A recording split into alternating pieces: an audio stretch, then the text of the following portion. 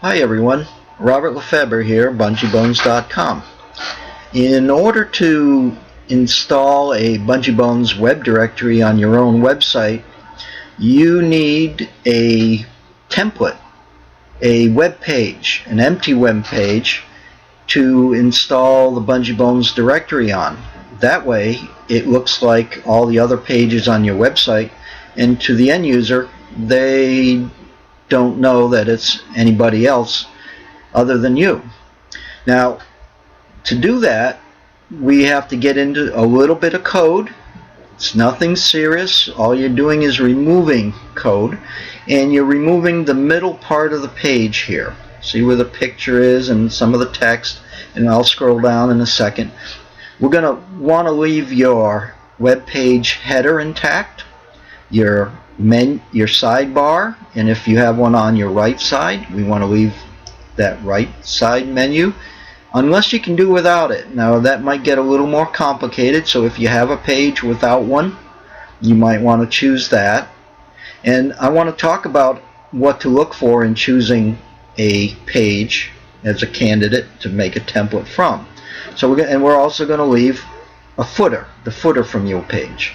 Now notice there's a little bit of text here, but there's pages, and if we looked at the code here, there's quite a bit. It's a long page, and there's a picture at the top.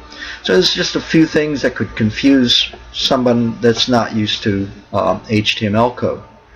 And the shortest page we have on our site is our contact form, and you see it's really short, but there's also some tags here that make a form, and that could confuse people, and it's also inside a table, so that could confuse some people.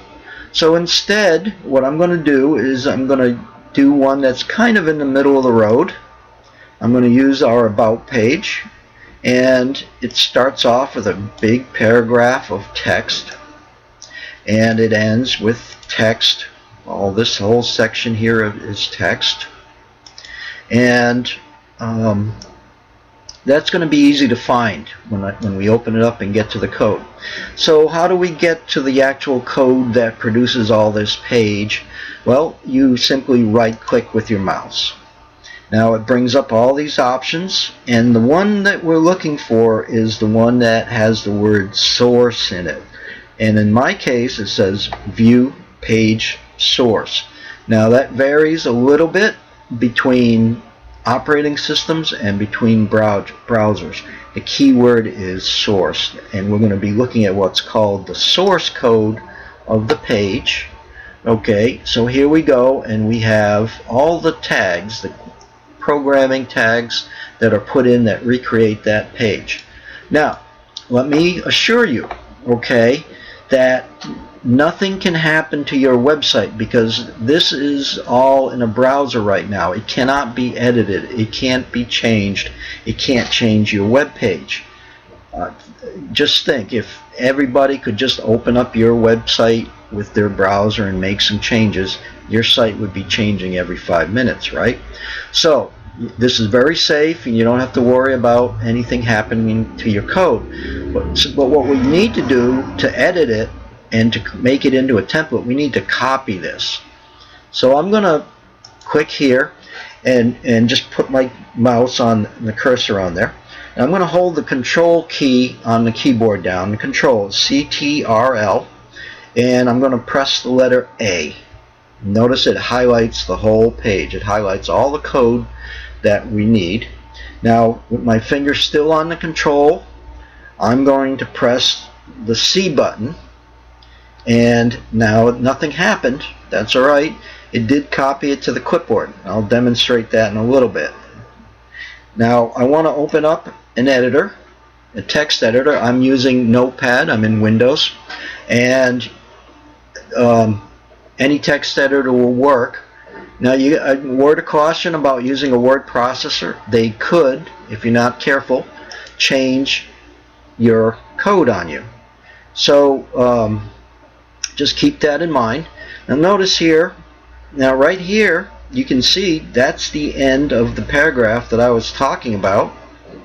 And if we scroll up to the top, See how it changes? You get tags in through here. They're all got the brackets in front and the back. Well, right here there's just a little tiny tag, P, and that stands for paragraph.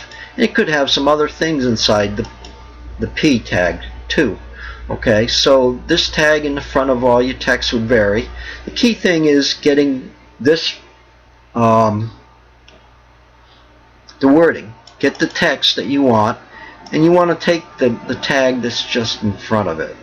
And we want to copy down to the end. Okay. And all we need to do is hit your delete button, and all that disappears. And where's the cursor? Okay, the cursor's right up at the top. Now, one more thing that's very important. We want to mark this spot perfectly because we don't want to lose it. What we're going to do in the next video is we're going to insert a piece of code here that creates the Bungee Bones directory in this exact spot, and you're going to have the web directory right there in the middle of your page. Now to do that, we want to make sure we have the exact spot. So I'm going to put in a word. You can use any word you want. You can put your dog's name, your favorite ice cream, whatever. And I'm going to put in the word space holder. Okay? And now all I have to do is save it. File, save as. I want to save it to the desktop. Well, I'm going to save it in anywhere. Documents, okay? And I'm going to name it Bungee Bones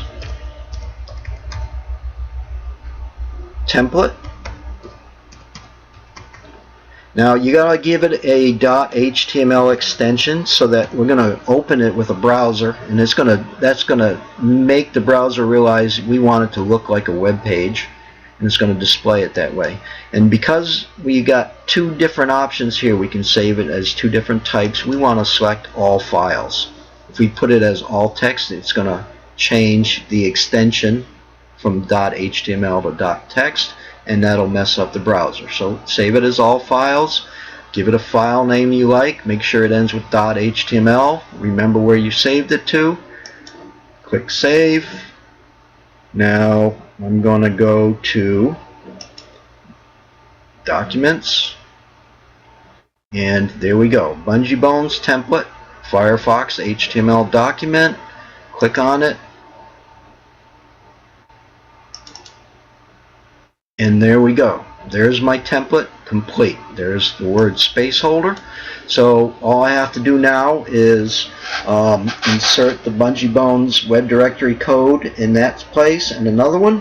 That's covered in the next tutorial. So that concludes on our lesson on how to make a web template from your website.